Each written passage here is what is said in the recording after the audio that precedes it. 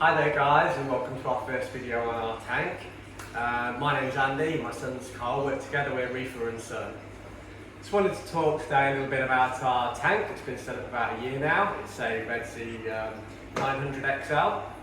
We set it up in June last year, June 2020. We've got everything from Nick's aquarium. He set it up for us, set the tank up in stand and everything. We bought it through him, and part of their service is to set that up. You can buy from here, get in contact with Nick, and he can do the same from you if you live in the Brisbane area. A little bit about the tank history. So we started off cycling the tank with just the pink stand in, so that's Carib Sea Fiji pink sand and the live rock. We had natural seawater. We had no problems. We cycled that for a couple of months before we started putting some corals in. And there were corals in for a little while. We also had the skimmer, which I'll show you in a second. That's an RSK 900 and a UV steriliser. So we put them in to start with and just got the tank running. So opening up here, we've got the sump area. So you can see the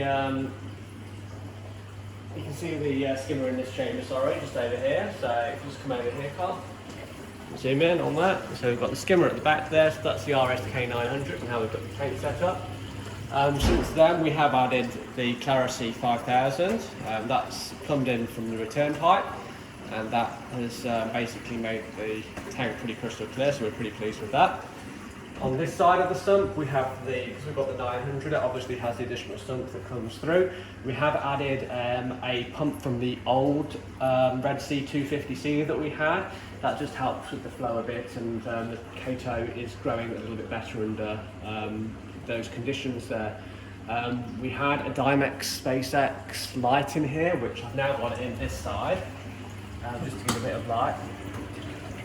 When we had that in, the Cato wasn't growing very well, so we've swapped that out for the AI Prime Illumination Fuge light, and we seem to be getting a lot better results with that.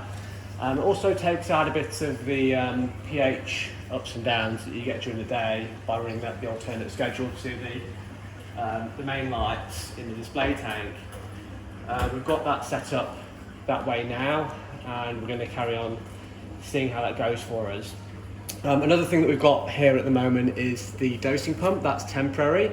That's just dosing things like our alkalinity, our Red Sea, trace elements A, B, C and D at the moment. We are getting a calcium reactor, which I'll show you in a bit. That is going to be hooked up. One of the big purchases that we got not long after starting the tank was the Apex Triton. So we've got the Apex Triton here. That's testing our alkalinity, magnesium, calcium on a regular basis, and we're getting good results from that. So yeah, we're pleased with the setup so far. I'm going to hand you over to Cole now, who's going to talk about the corals and the fish in our tank. And then we're going to go back around the other side and just show a few more goodies that we've got around the back. Alright. Okay, hi, my name is Cole, and so I'm going to be talking about the corals and fish. So first I'm going to start with the torch corals over here. I quite like the torch corals. And then we've got the cat's eye back here, and we've got some of the acrocorals around there, and then the frog spawn right here in the middle a bit, and we've got the hammerheads around here, and we've got the Trachophilia just here, and we have the dash corals, and over here we've got the leather toadstool coral, and we've got the elegance corals right here, and we've got the clams here, and the long tip plate corals. Goniopora just up here, and there's a couple tiny ones right there at the back. And we've got some more acro. We've got the anemone, bubble tip anemone back there.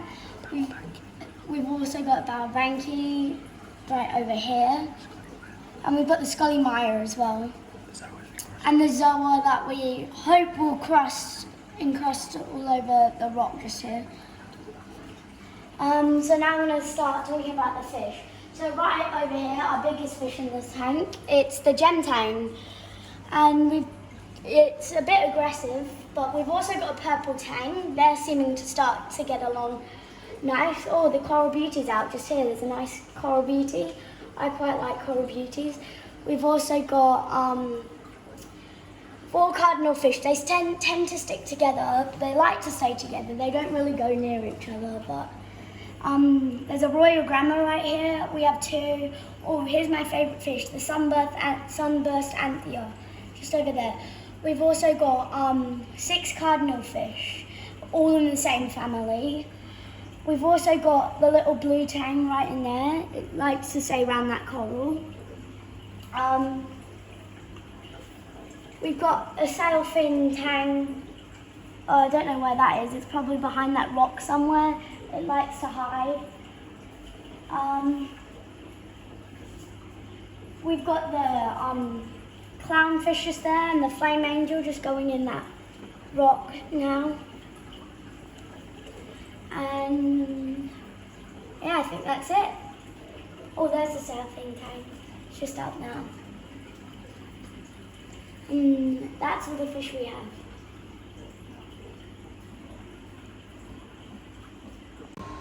Hi there guys, back with me again. So just a quick behind the scenes kind of video now. So the tank is behind this wall in the main part of the house. This is back in the garage behind it.